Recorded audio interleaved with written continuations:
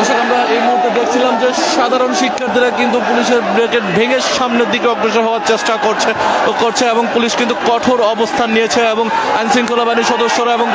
এখানে যারা রয়েছেন তারা কিন্তু ধাক্কাধাক্কি করে ইতিমধ্যে তাদের যে কর্মসূচি সে কর্মসূচি বাস্তবায়নের জন্য বঙ্গভবনের উদ্দেশ্যে এগিয়ে যাচ্ছে। এবং আমরা দেখছিলাম যে এই মুহূর্তে কিন্তু এই যে পুলিশ সদস্য যারা রয়েছেন তারা কিন্তু তাদের এই অবস্থান কর্মসূচি থেকে সামনের দিকে এগিয়ে যাবে এবং বঙ্গভবনে তাদের যে অদৃশ্য যাত্রা সফল করার জন্য এবং বঙ্গভবনের উদ্দেশ্যে হচ্ছে তাদের যে কর্মসূচি রয়েছে এবং সেখানে কিন্তু তারা তাদের সেই বঙ্গভবনের উদ্দেশ্যে তারা যাবেন এবং পুলিশের বাধা উপেক্ষা করে সামনের দিকে অগ্রসর হবেন এমনটাই তারা জানিয়েছেন। এখানে আমরা দেখছি আইনশৃঙ্খলা বাহিনীর সদস্যরা সর্বোচ্চ সতর্ক অবস্থানে রয়েছে এবং খুবই কঠোর অবস্থানে এখানে পুলিশের ব্রেকেট নিয়ে টানাটানি করছে এবং সামনের দিকে এগিয়ে যাচ্ছে। এই মুহূর্তে শিক্ষার্থীরা বাধা ভেঙে কিন্তু ইতিমধ্যে দৌড়ে যাচ্ছেন, এগিয়ে যাচ্ছেন এবং আমরা দেখছিলাম যে সাধারণ পুলিশ সদস্য যারা রয়েছেন তারাও কিন্তু এখানে অবস্থান নিয়েছেন এবং এখানে যে বিভিন্ন সদস্য যারা রয়েছেন তারা এবং এই মুহূর্তে কিন্তু আইনশৃঙ্খলা পরিস্থিতি একটি ব্রেকেট ভেঙে কিন্তু সামনের দিকে এগিয়ে যাচ্ছে এবং তারা কিন্তু দৌড়ে যাচ্ছেন বঙ্গভবনের উদ্দেশ্যে এবং গুলিস্তানের দিকে এবং বাধা অতিক্রম করে কিন্তু তারা এগিয়ে যাচ্ছেন এবং এই মুহূর্তে পুলিশের বাধা ভেঙে কিন্তু তারা সাধারণ শিক্ষার্থীরা কিন্তু এই মুহূর্তে সামনের দিকে যাচ্ছে এবং তারা বঙ্গভবনের উদ্দেশ্যে এগিয়ে যাচ্ছে এবং তারা বুয়া স্লোগানে কিন্তু উত্তপ্ত হয়ে উঠেছে রাজধানীর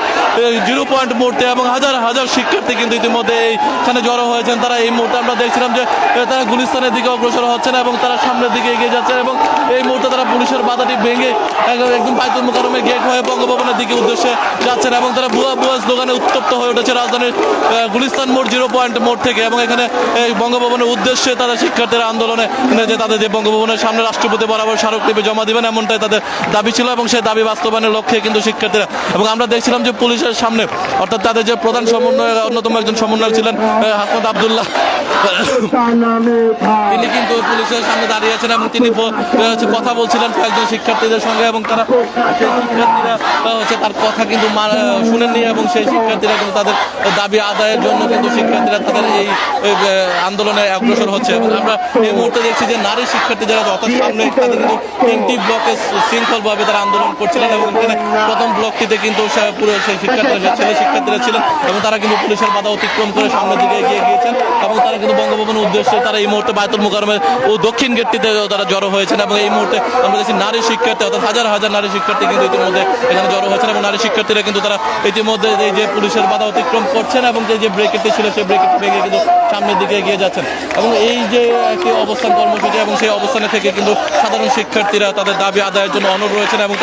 তারা কিন্তু বারবারই বলছিলেন যে তাদের যত বাধায় আসুক না কেন তারা এই বাধা অতিক্রম করে সামনের দিকে অগ্রসর হবেন এবং তারা তাদের দাবি আদায়ের জন্য লক্ষ্য অটুট রয়েছে এবং তারা তাদের দাবি আদায়ের জন্য সর্বোচ্চ আন্দোলন কর্মসূচি গড়ে তুলবেন এবং সেই জন্য তারা সরকারের প্রতি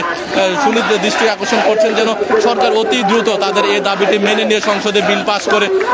করে তাদেরকে এই পড়ার টেবিলে ফিরে যাওয়ার সুযোগ করে দেয়। কিন্তু তারা সরকারের পক্ষ থেকে এখন পর্যন্ত কোনো সুনির্দিষ্ট আসেনি। তবে আইনশৃঙ্খলা বাহিনীর সদস্যরা আইনশৃঙ্খলা নিয়ন্ত্রণের চেষ্টা করছে, বারবার সহনশীল ভূমিকার ধৈর্যের পরীক্ষা দিচ্ছে এবং যে কোনো পরিস্থিতিতে শিক্ষার্থীদের উপর এখন পর্যন্ত কিন্তু কোনো ধরনের লাঠিচার্জ বা কোনো ধরনের আন্দোলনের কর্মসূচি এবং কোনো ধরনের সংঘাত সৃষ্টি হয় না এবং শিক্ষার্থীরা কিন্তু কয়েকটি বাধা উপেক্ষা করে ইতিমধ্যে আমরা দেখেছেন নকশা ভবন মোড়ে কিন্তু তাদের একটি বাধা সৃষ্টি হয়েছিল।